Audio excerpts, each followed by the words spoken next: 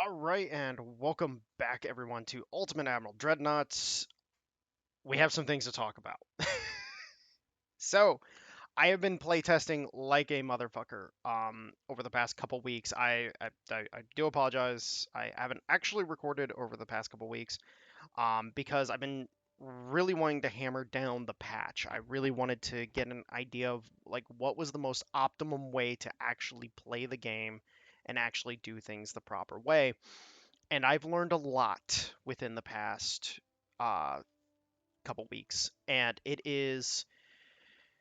it's really important to not only make sure you guys understand how the game plays, but also make sure that I understand how the game plays because unfortunately, what we knew previous to the 1.4 patch is completely out the window. Like it's gone, it's done, it's over with. There's nothing to be had whatsoever fucking ever when it comes to the old way of playing things. So the first thing I'm going to start with is the fleet. So we have our classes here. So generally speaking, building heavy cruisers prior to 1.4 was kind of a waste. Um, Light cruisers were faster. Your battleships were the dominant force on the field, period, end of story. The light cruisers were there for point defense, really. They were there to kill destroyers and torpedo boats to prevent them from dumping torpedoes into your battleships. Your destroyers were there as an ancillary thing. They weren't there to really do much other than dump torpedoes and to provide minesweeping capabilities.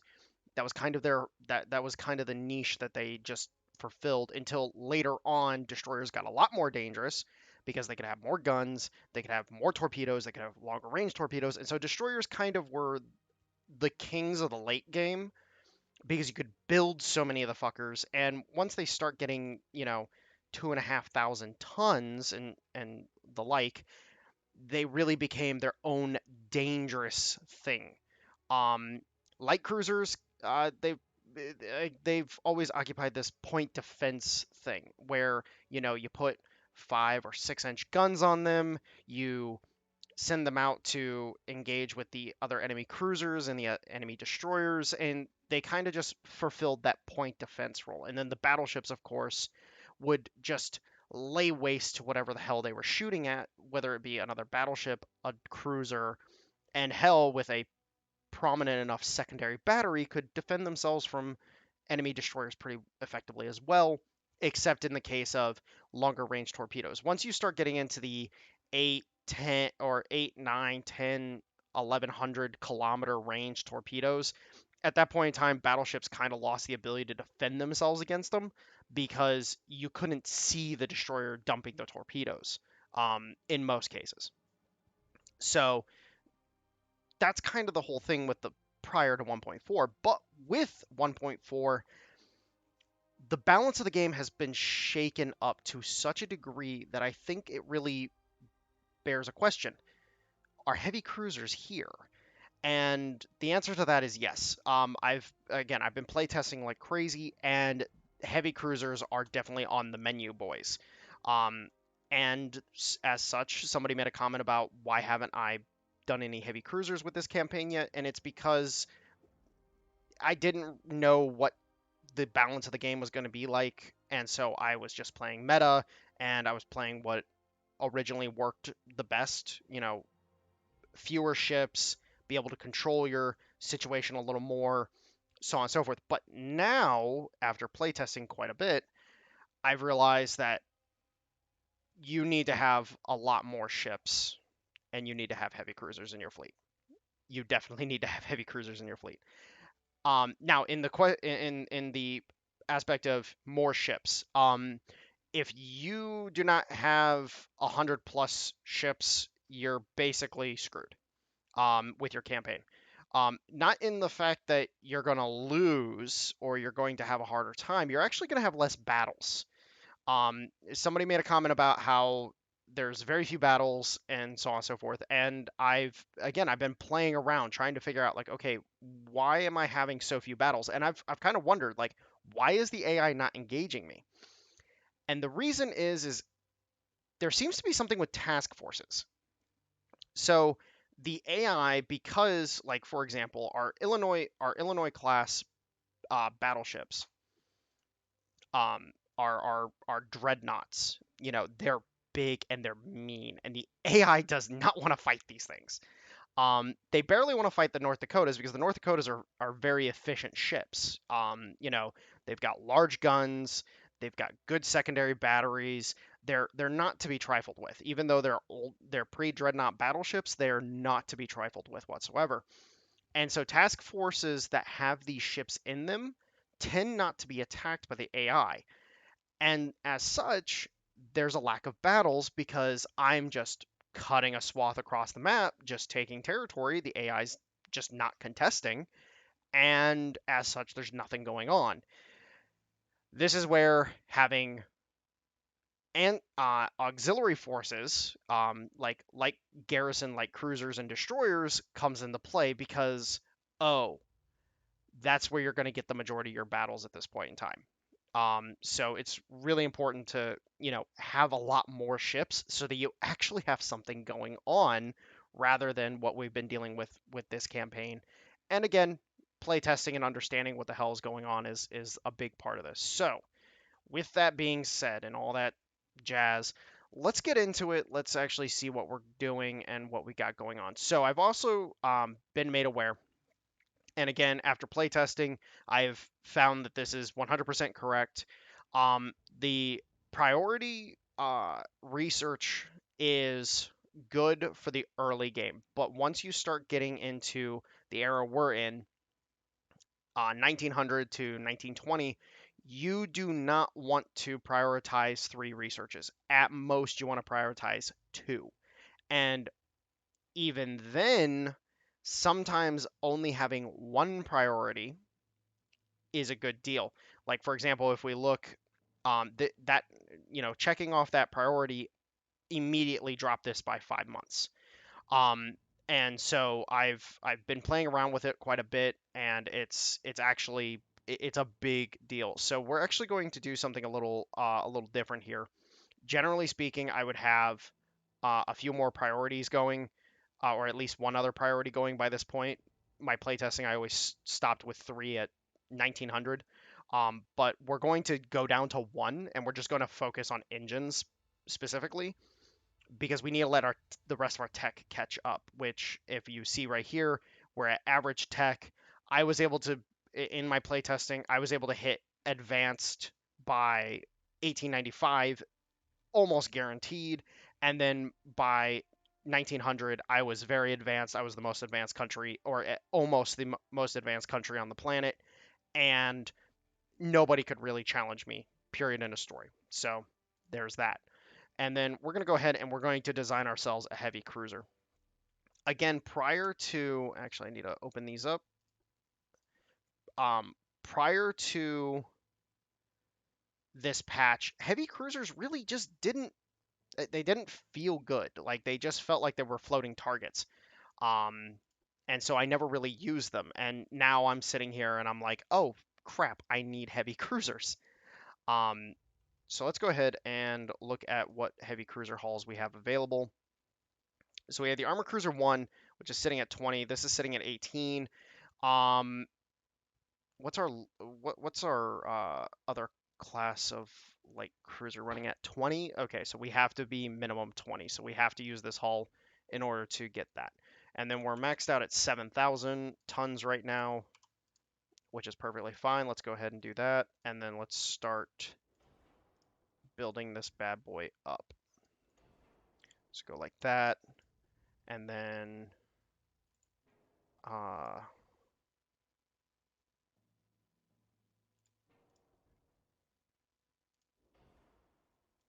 okay, so we'll go like that. It's going to be a lot of extra weight that I would rather not use, but I do want to have some decent range on our ships.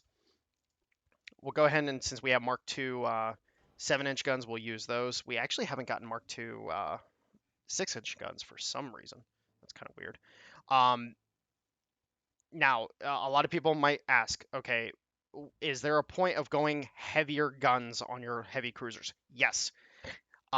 You can build out a Prince Eugen style pocket battleship with your heavy cruisers, but you have to wait until you get the best ratio that I've seen is around the 12,000 ton range. Once you get to 12,000 tons, putting 10, 9, 10, 11, well, actually, you could go 9-inch guns on this, for example, and have a decent little time with it. I would wait until about the 10,000 ton range before you do that.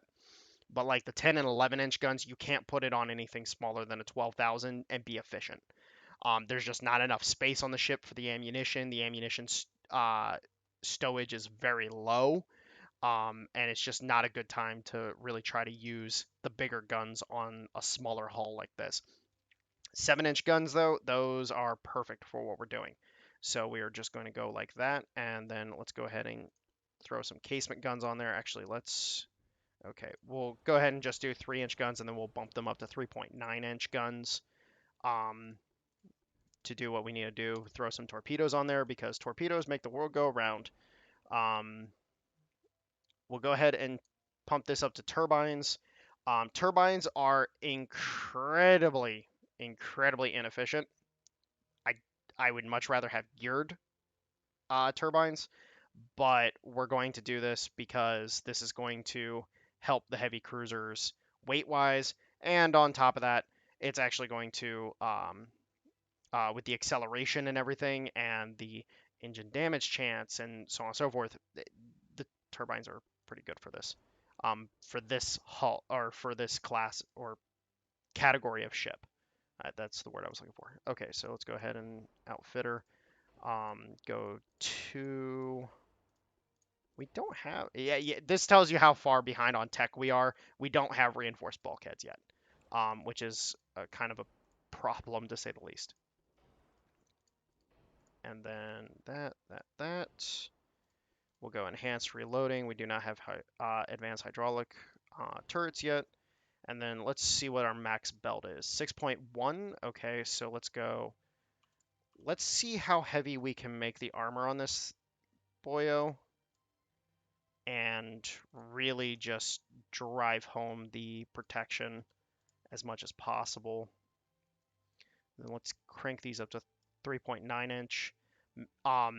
The only reason why I'm going 3-inch guns instead of 4-inch guns is because these two guns right here can only max out at 3-inch gun. I would just rather have a singular type of secondary gun. They're still going to perform quite well. 7.6 kilometer range on AP, 7.9 kilometer on HE. These are rolling at 12 and 12. Yeah, so we're solid on the secondary battery being only 3-inch guns, but they're almost 4-inch guns in this case, so they're going to do quite well. And then let's see if we can play. Okay, so we got some extra tonnage we can use. I'm just going to do 6.5. Let's see if we can increase the main deck a little bit. I'm going to put it a 1/2-inch inner deck, 1.5-inch main deck. Yeah, let's just go like that. Good little profile, and she's able to do quite a bit. These will become our standard heavy cruiser for a long time. I recommend building a class of heavy cruiser and keeping it until you can basically jump up significantly. So like we're at 7,000 tons right now. I probably won't build another heavy cruiser until I get like 10,000 ton or maybe 11,000 ton. It's kind of a big deal in that regard. We need to play around with our budgets a little bit. We need to do this. Let's kick this down as well. And then we're not building anything. We're losing $7,000 or $7 million a month right now because we are building quite a few ships. We're building 2 Illinois class for Canada, and we're building 2 Illinois class for us. Let's see. So we have all the North Dakotas are in the Pacific. Actually, correction, 4 of them. 4 of them are in Spain. So, okay.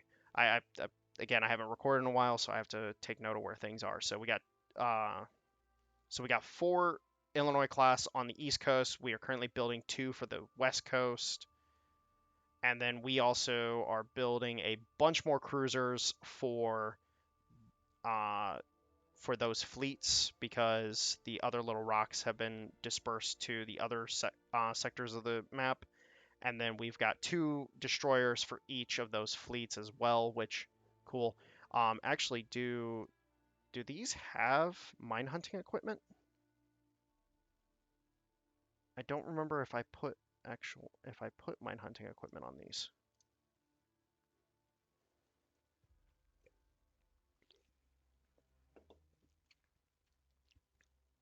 No, I did not. Okay, so I must I haven't unlocked it yet, and so I built those. I'm building those, and I'll refit them later. Okay, so what we're gonna do is we're gonna start taking stock of our empire, because we have an empire at this point in time. We have control of all of the Spanish holdings. We have quite a bit of, we have almost the entirety of Central America actually. Um, we only got a small section of Africa at this point, but we have control of all the Spanish holdings here. We have all the Spanish holdings in the mainland. Um, Poor Spain. You got you got freedomed. There's oil in them hills, and we want it. Not really. That's actually the really sad part about the Spanish. Uh, if I remember correctly, I don't remember if they're I don't remember if they're completely reliant on outside oil imports, but I think they are. And it's like, oh my God, like how terrible does that have to be? Wait, Slovenia is free from Austria-Hungary. What what happened here, boys? What happened there? Okay, so we need to take stock of all of our holdings. Basically, I want to put 2 destroyers in every single port that we have. And then I want to put at least 2 light cruisers in every sea zone that we have. And then heavy cruiser wise, kind of the same deal. 2 heavy cruisers every sea zone. And the reason for that is because that's how we're going to get our battles. Like we are not going to get any engagements if we don't have these ships dispersed around the world where we are actually going to get engagements at. So it's going to be really important for us to do that. Um, so let's go ahead and we'll start in the Philippines, or yeah, we'll start out here in the Pacific real quick, and then we'll work our way back. So we have significant presence here in the Philippines. We're not going to put anything here, but we do need to put some stuff in these. So we have 5 ports, so we need 10 destroyers building. Do we have the capacity? Oh yeah, we got more than capacity. Um, so let's go ahead and queue up 10 destroyers, and then we'll just throw these bad boys into the Pacific, like so. All right, so Saipan, truck,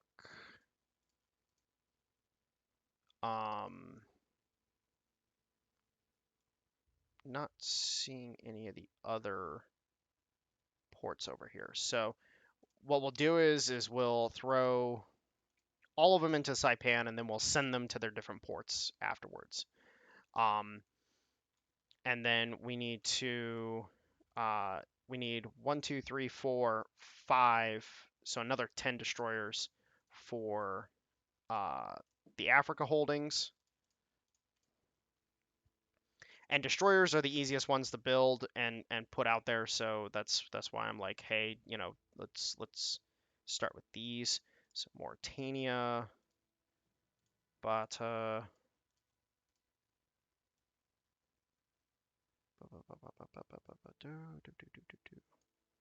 Santa Cruz, Bojador, and Takala. All right, cool. Set these guys to limited just so they don't take up any money when they come out. And then from there, we can then put forces in the Caribbean, and so we have 1, 2, 3, 4, 5, 6, 7, 8, 9 locations here. So it's 9 times 2, 18. Don't know if we're going to be able to build all those, but we'll see. Okay, we're still well under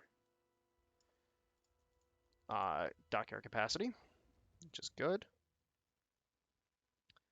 All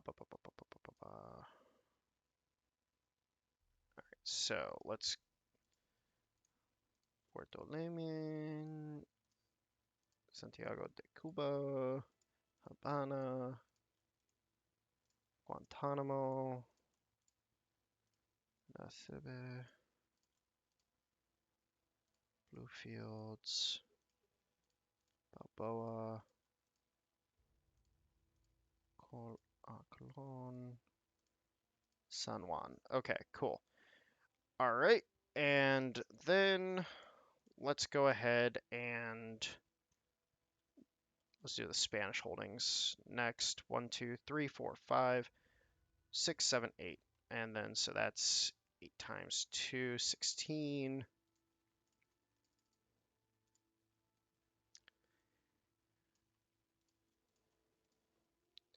So Malaga, Valencia, Barcelona,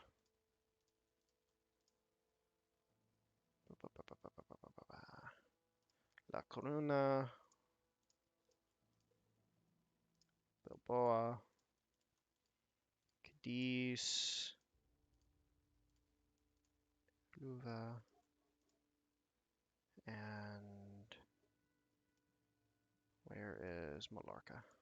Okay. Boom. There we go. Okay, so lots more destroyers building. We have 54 destroyers in the queue. This will immediately, like all these ships that are building will immediately shoot us over 100. It'll take us some time to be able to balance out the checkbook in this regard, but we'll get there. Also, having our tech budget at 75%, I didn't realize it was at 75% like that. That's kind of a big deal. It makes me want to actually downsize our fleets a little bit. So what we're going to do is we're going to get rid of, we're not going to downsize a lot. We're just going to get rid of 2 battleships. So we're going to go ahead and mothball 1 in Davao and 1 in Manila. Now, the reason why we're mothballing is because the potential that we can sell these and be able to actually get some something out of them rather than just getting rid of them. So maybe that possibility occurs.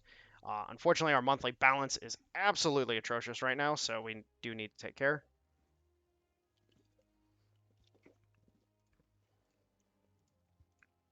I'm going to run the balance down, and then I will turn down the tech budget if I have to. Actually, we're probably going to need to. But if we can sell these ships rather than just scrapping them, then I would like that a lot more.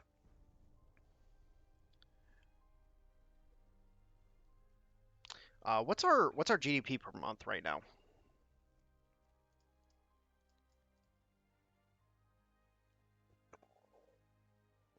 Yeah, we'll take that. Take that. Oh shit, that puts us over. Fuck. Okay. Let's suspend the construction on these first. Actually cuts down the, oh god, I didn't realize our expenditure was that high.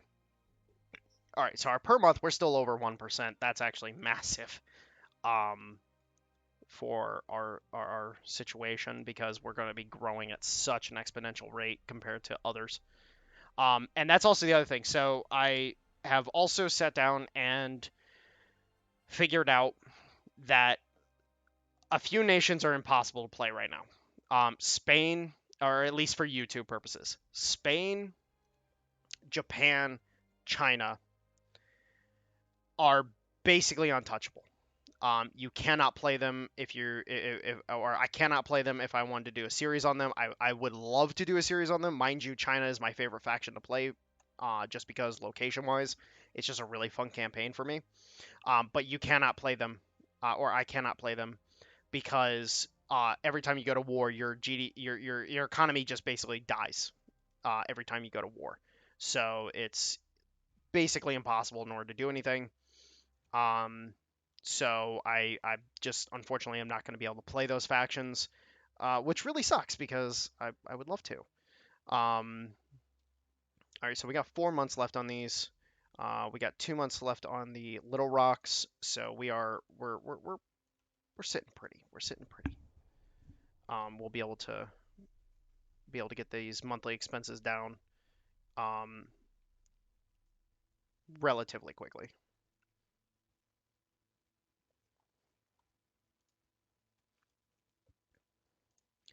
Oh, and this is another change that I've seen.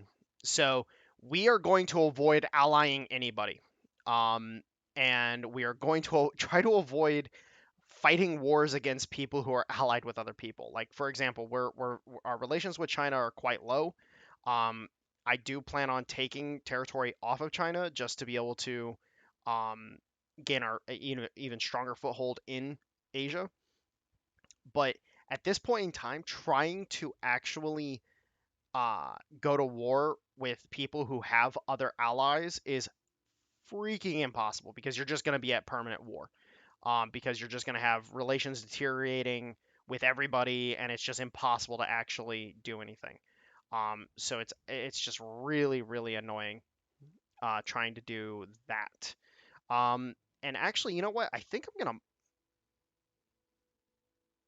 didn't realize the cost. It's very low compared to. Yeah, we're gonna do it. We're gonna do it. Let's just mothball all of the pre-dreadnoughts, and as we phase them out, we'll just get rid of them. And if we sell them, we sell them. I hope we can sell them to recoup some of the money. It's going to drive our expenses even further down. Um,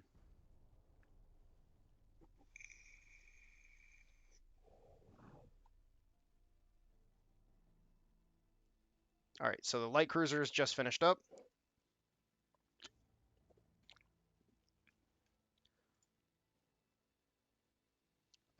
Do do do do do. Let's go ahead and we'll easily do that. Hopefully that didn't put us below 1%. Nope, not even close. Awesome. So that's good. Um, we're trying to grow our naval budget without affecting the economy much. Sitting at 13.5%. That's so good. Um,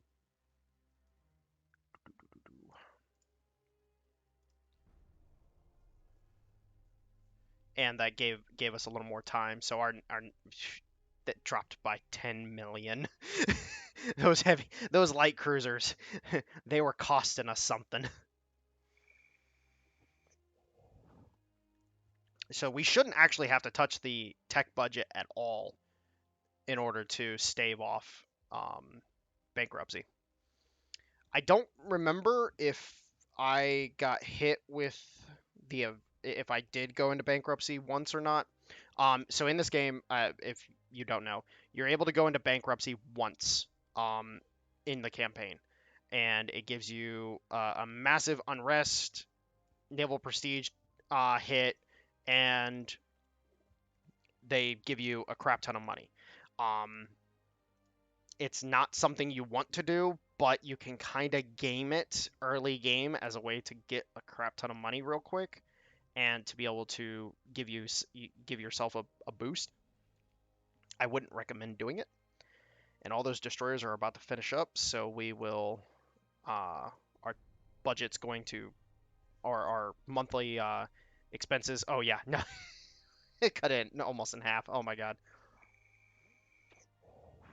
And once they commission, it will go even lower. So yeah, we're doing well in that regard. Unfortunately, I'm not trying to go to war right this second. Um, I do want to go to war, actually. I want to go take pieces of China. Actually, let's look at the political situation involving China real quick. China's hated by everybody. Okay, cool. We're actually going to go ahead and increase tensions with them. They have basically nothing for a fleet. Um, and we'll go ahead and commission or recommission the. Actually, we'll keep the ones in Spain mothballed, but we'll go ahead and recommission the Pacific battleships to get ready to go to war because we one provocation we should be able to get it, and then that fleet will be what uh, initially engages with the Chinese. We'll use them to just attack the Chinese, and then we'll send the big fleets around.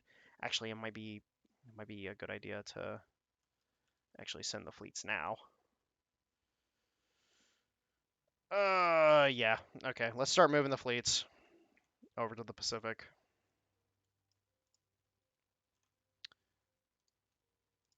It's gonna cost us a chunk of change, but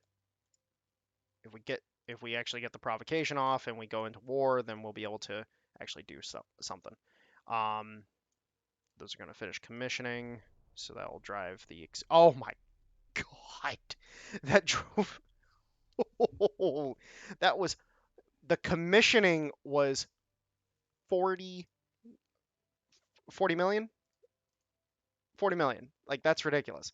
And we just got mine hunting kit, so we're going to. Ah, come on, bastards. So that's going to give us even more.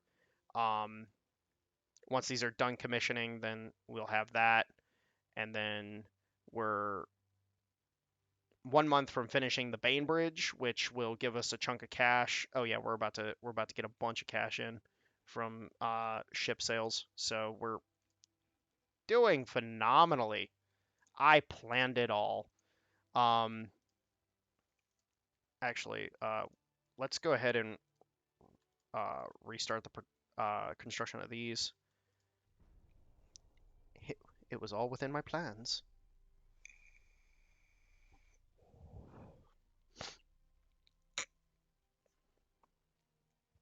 But this will allow the ships to get the transit Med and get into the Red Sea before probably before the increased tension actually works. That's also another thing that I've noticed. There's a lot of like RNG, like a lot more RNG. Oh, there it goes. Okay, never mind. They didn't get through the Med first. Okay, so we're at war and we're making 62 million right now, which we're going to take advantage of. And we're going to start building a bunch of heavy cruisers. But before then, I'm going to go ahead and sign off. I'll catch you guys in the next episode. Bye bye.